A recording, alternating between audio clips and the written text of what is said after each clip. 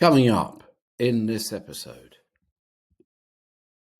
and I apply that same logic to us because we, as humans, are part of the biology of life on this planet. The same must hold true for us because we are living beings as well. We are organic beings. So our life force wants us to grow. It wants us to be better, not be caged, not be held down, not be repressed. It had to grow. It had to find its sunlight. Hello, welcome back to Finding Your Light Within with me, Andrew Mark. Please subscribe now to stay up to date with all of the latest inspiration and motivation aimed at helping you to discover your own light within and to lead a life of purpose and meaning. Yesterday, I wrote a blog which I posted onto my website about life and about how we too are life. This is one of the fundamental beliefs that I hold. I formed it during my time, I guess during my time in Costa Rica when I was scuba diving. And it wasn't just the scuba diving, it was the immersion into life all around me, in the skies above, on the land around the apartment where I lived, and in the oceans themselves. I saw life every single day up close and in detail. Many different species interacting. And one of the things that struck me was that life always finds a way. It reminds me of the line from Jurassic Park where Dr. Malcolm, he finds the eggshells, and although the dinosaurs only have, I think they're just females, he says the line, life finds a way. And it does. No, I'm simply saying that life finds a way. Life wants to grow. It's fundamentally programmed to do so. If you, like me this morning, I was out in my garden, and in the concrete pathway I have out the back there in this house that I rent, there's cracks. And in those cracks, it's springtime in New Zealand now, and we've had a lot of rain, and now it's sunny for the last couple of days. The weeds are growing. I pulled them all out a few months ago, but now they've come back. This is life. It just keeps coming. Everything's growing. Things need pruning. The grass needs cutting regularly. So life keeps growing. It's programmed to do so. It's written into its DNA, isn't it? And you know that. That's one of those things that we learn in life, and at school or a university, if you study biology, we learn about life and how we learn about how a seed grows into a sapling and becomes a tree. But I've taken that idea and I think about us as humans, and I apply that same logic to us because we, as humans, are part of the biology of life on this planet. It's what we are. We're no different to any other life on the planet.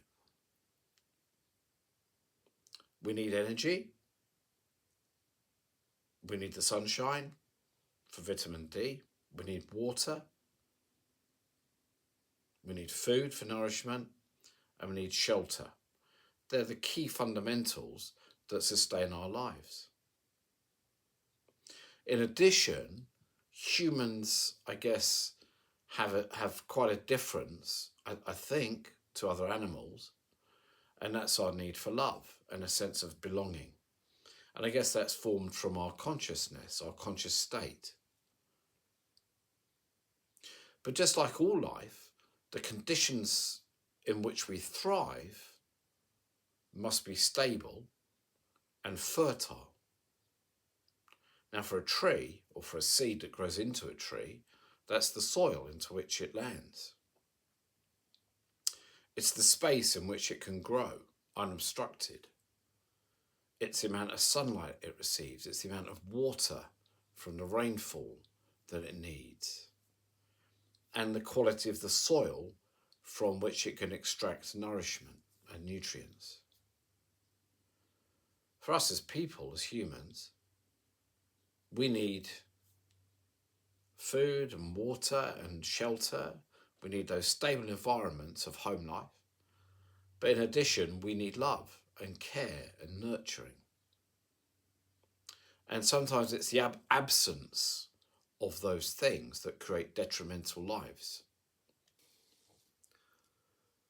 So the other thing that I do need to add is that the soil for the tree and the ground in which it puts down its roots, that's what provides the stability for the tree to grow from. For us as people, as humans, our stability is our home life. The house in which we live, or the apartment, or whatever dwelling it is in which you live. And it's the family as we're growing up, it's the family around us, the parents or the siblings or whoever the caregivers are. That's our stability. And also, another oversight I made in the original recording is, yes, we need food and water and stability and shelter and love. Talked about love. The other item, of course, is the air that we breathe. We extract the oxygen from the air. Trees do the same. During the daytime, they take the carbon dioxide from the air and use that for their photosynthesis to create energy. And at night time, they actually use some of the oxygen for respiratory, for breathing. So again, that underlines the similarities between being a human and being a life form like a tree. We are much more biologically equivalent than perhaps we consider sometimes. And I just wanted to add that in because I felt when I reviewed the video that was a bit of an oversight. So now back to the original video. And for many people, it's the absence of love that causes long-term distress. It has a psychological impact, and we spend our lives unraveling it, trying to work it through, trying to work it out until we can come to terms and find peace with it. So to grow a human, we must give it the right nourishment and water, provide it with shelter, and provide it with love and care and nurturing. And if you have those things, you will grow the best way that you can. Now, a tree, provided that it survives, from a seed and becomes a sapling and it continues to grow, it has to keep pushing to find its place in the sun. It fights for its place. It may be amongst other trees, all doing the same. And so our sapling has to grow. And you'll notice if you study, you go for a walk in the woods or a forest, you'll see how branches bend and twist to find their way as the leaves reach for the sunlight. They push through and it's quite remarkable. Sometimes it's remarkable the lengths that a branch will contort itself to get its leaves into the sunlight. It finds obstacles and it overcomes them. And we are no different in our lives. There are obstacles we have to overcome. The tree never gives up. It keeps trying. Even if you cut the tree back and you cut the tree down, it comes back again. The life doesn't say, oh, that was it. It says, okay, that's that part gone. So now I'm going to try again. And it does. And you can see that every single year. If you prune a hedge or a tree in your garden, you see that the green shoots soon appear again. And another branch springs forth. It never ceases to grow. And that same rule must, in my opinion, and I feel this is fundamentally true, I feel it on the inside, this is my absolute core belief now, the same must hold true for us, because we are living beings as well. We are organic beings. And so we must continue to grow. And it's that quest for growth, that urge that we feel inside of us, that's what I think of as the light within. So when I first started writing and journaling and putting things down on paper, I thought of the light within. And I still think that's true. But I think now more of the life force within. It's encoded in our DNA that we have to grow.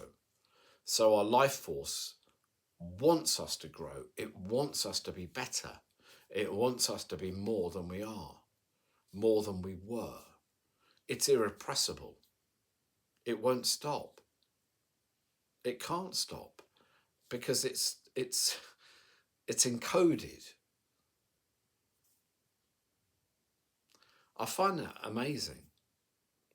And when I think about life in those terms, it makes me realize why I have always strived in my own life to grow and to be more. I've never stopped. And the moment that I do stop, I know that it's time to start again. It's irrepressible. It's always been there for me. Even in those dark times, in my teenage years, when I felt particularly unloved and alone in the world, and I just wasn't in a good place. There came a point in time where it was almost as if my life force seized upon me and took over my conscious thought. And rather than living in the head, I started living from the gut, if you like, from the heart. And I said no more. And I took steps to fix my situation, to remedy it. My life needed to grow, not be caged, not be held down, not be repressed. It had to grow. It had to find its sunlight. And that really, I think, set in motion my path in life, my constant quest for growth. So, we are life. You are life.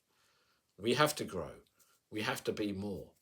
So that's my message to you with this video is don't stop growing.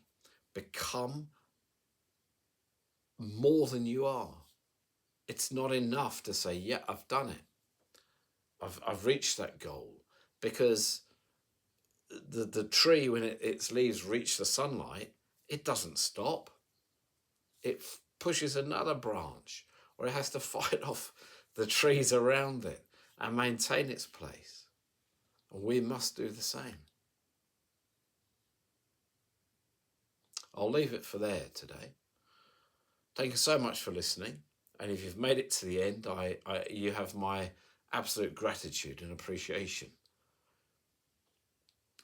I quite like doing these videos where I just talk to the camera. I feel like that's when I can become my authentic self, and I find my voice from within and I let it go. Similar to the way in which I write and I do my journaling. I just release it and it begins to flow. So I'm going to continue with these types of videos. Please subscribe if you would like to stay in touch and stay up to date with any new releases that I make. You may contact me My email address is in the description, and it's on my website, findingyourlightwithin.com. Until the next time, keep on finding your light. Goodbye.